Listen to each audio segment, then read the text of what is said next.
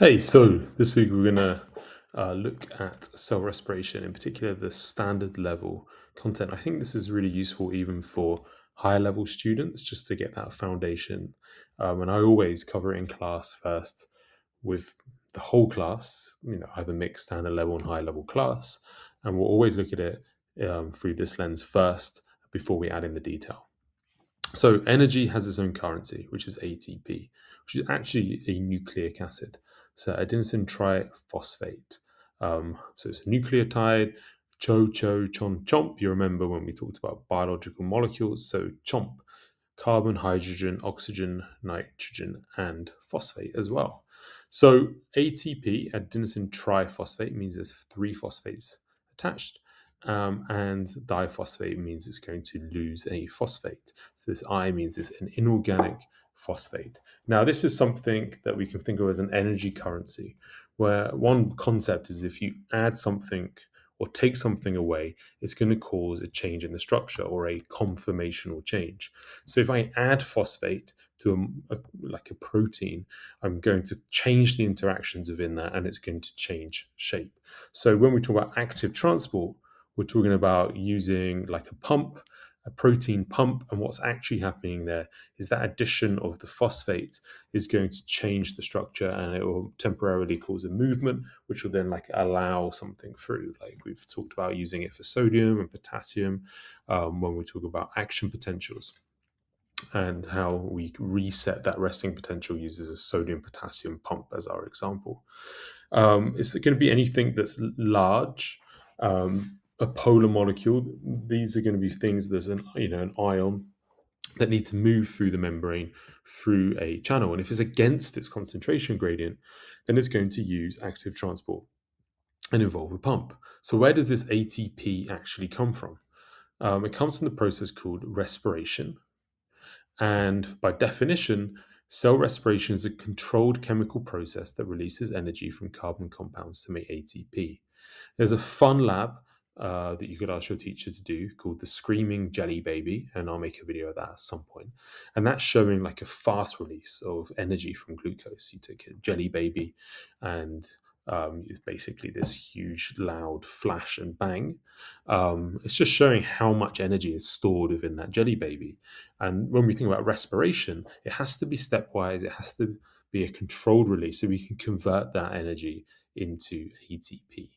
Now, glucose is our primary substrate. Fatty acids can also be used, but this is a slightly different pathway. They're jumping in at a different point, at the point in the link reaction for the high level students. So that will come on to that. But when we think about it as its simplest form, here is two different flows. We can do a respiration that is aerobic, which means with oxygen. And first of all, starch or glycogen is going to get broken down into glucose. So this is hydrolysis. This is catabolic. It's going to involve enzymes, enzymatic digestion, the addition of water, so hydrolysis. And in the cytoplasm of a cell, glycolysis occurs. And glycolysis is going to break glucose down into 2-pyruvate and give us a small amount of ATP, like 2 ATP.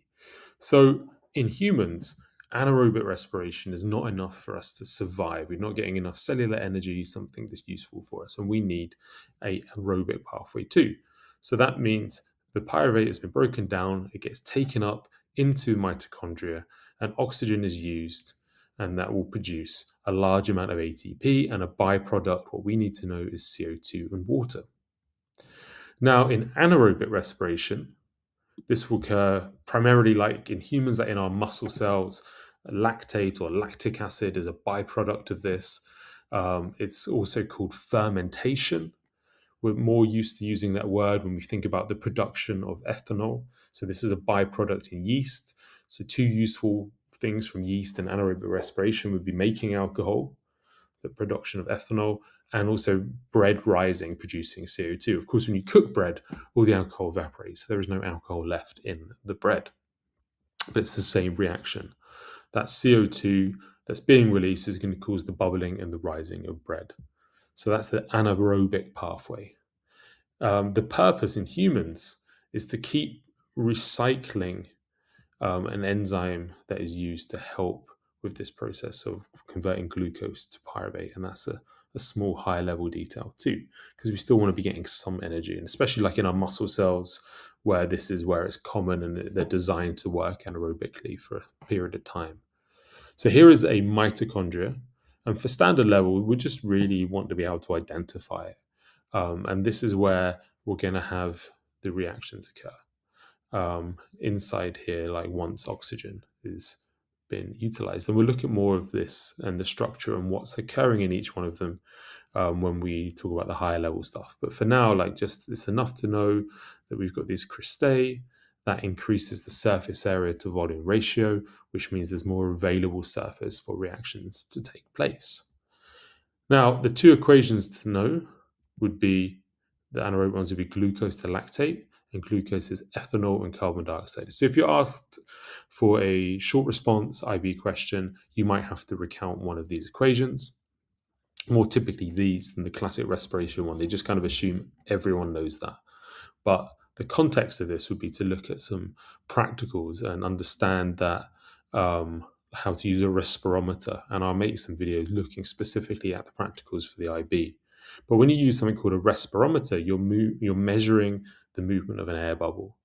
And what you'll need is something to remove any excess carbon dioxide. So we always use like an alkali substance for that, because otherwise, the amount of carbon dioxide produced would be proportional to the amount of oxygen being consumed. Now, if we fit it all together, respiration is a metabolic process. It's catabolic, so that means we're breaking stuff down. Breakdancing cat is the way I remember catabolic. And that's also hydrolysis, so the addition of water to break bonds. And if it's sugar, we're breaking glycosidic bonds. And the last thing that you've got down here at the bottom, here's an easy little word drag. So you can just drag and drop these. For example, in yeast, it produces ethanol. And you'll see they disappear as you use them. And then we've got some IB style questions for you to finish off with. So we'll just do one or two. So ATP is best described as a nucleotide that acts as a cell's energy. So jump. When we want to remember what elements comprise a nucleic acid. Which change releases energy that a cell could use to work? So the synthesis, no, it's breaking down. So it is hydrolysis or a catabolic reaction. So remember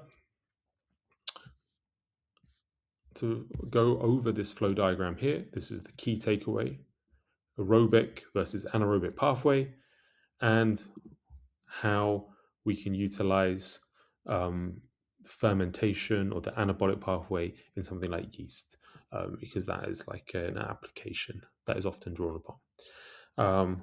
If you're new to this channel, then I also will mention Cramly.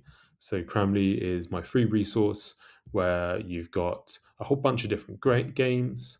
It's spaced repetition. I've got AP and IB and even ESS on there. You can build your own flashcards.